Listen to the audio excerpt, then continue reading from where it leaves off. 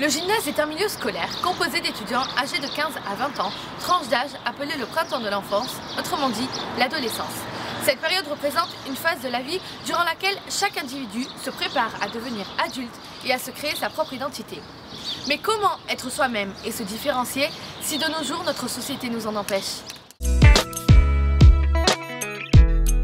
La pression du groupe, des médias ou encore celle des parents pousse les adolescents à se modeler, se remodeler à longueur de temps, tendre à ne s'occuper que de l'image que l'on renvoie. Mais le regard qui est certainement le plus important pour les adolescents est celui que portent les autres jeunes du même âge. Pour le gymnasien par exemple, ce sont les autres gymnasiens qui sont importants. Que pense-t-il de lui? Comment est-il vu? Est-il intégré ou non? Est-il dans la norme? L'intégration, voilà un mot qui pousse l'adolescent à ressembler aux autres pour ne pas être rejeté au risque d'une dépersonnalisation. La sensation d'abandon et d'infériorité mène souvent à une dépression, comme le dit clairement le docteur Alain Braconnier dans son guide de l'adolescent.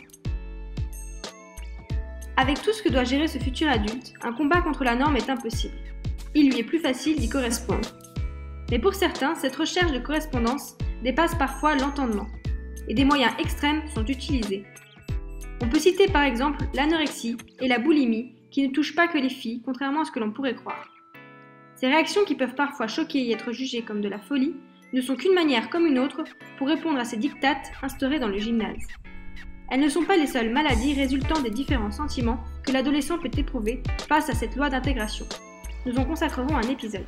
Appartenir à un milieu social, se changer, se transformer, que ce soit psychiquement ou physiquement, pour entrer dans la norme imposée, ne serait-ce pas faire preuve de conformisme ? Le conformisme est une attitude étroite, dépourvue de sens critique.